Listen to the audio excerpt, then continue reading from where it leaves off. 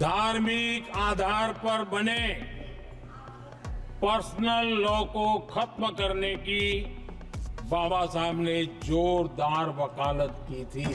Prime Minister Narendra Modi renewed the push for a uniform civil code, recalling insights from B.R. Ambedkar and K.M. Munshi. What did these visionary leaders say about the long debated issue? Let's delve into the history.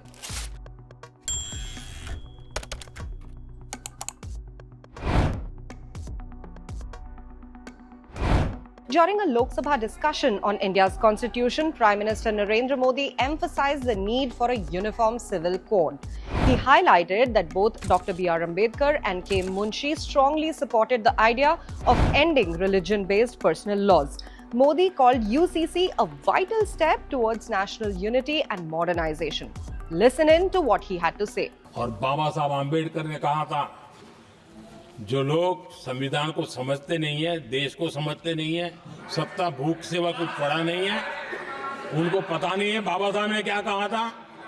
बाबा साहब ने कहा था, धार्मिक आधार पर बने, ये मैं बाबा साहब की बात कर रहा हूं, इतना वीडियो कट करके घुमाना मत। आदरणीय सभापति जी, बाबा साहब ने कहा था, धार्मिक आधार पर बने पर्सनल लॉ को खत्म करने की बाबा साहब ने जोरदार वकालत की थी। K.M. Munshi, a member of the Constituent Assembly, argued in favor of UCC during the debates in 1948. He dismissed concerns about UCC being tyrannical to minorities, pointing out that even advanced Muslim countries had enacted civil codes. Munshi stressed that personal laws, especially those perpetuating gender inequality, must evolve.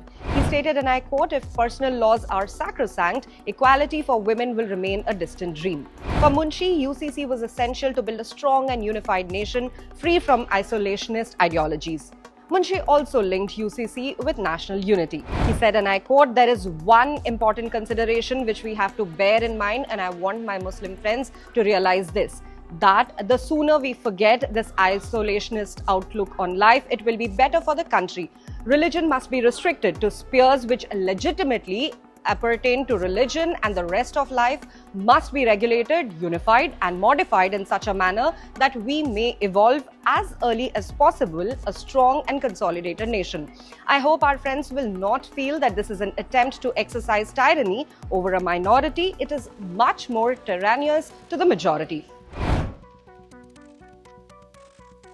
Dr. B.R. Ambedkar also supported UCC as a means of social reform. He noted that many regions in India already followed varied personal laws, challenging the claim that these laws were immutable. Ambedkar argued, and I quote, "Why should religion cover all aspects of life, preventing the state from reforming inequities?"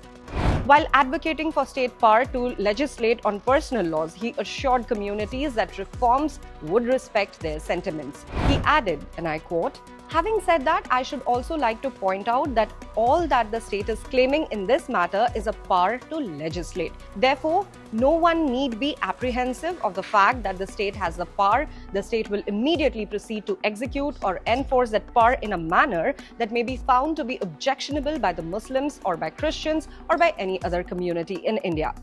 This, he said, was because the government's exercise of powers must reconcile to the sentiments of different communities. The Constituent Assembly eventually voted to include UCC as a directive principle in Article 35, later renumbered as Article 44 of the Constitution. Although not legally binding, it remains a cornerstone of India's constitutional vision for equality. As the debate on UCC reignites, the words of Ambedkar and Munshi remind us of the delicate balance between social reform and cultural sentiment. The question now is, how will India move forward?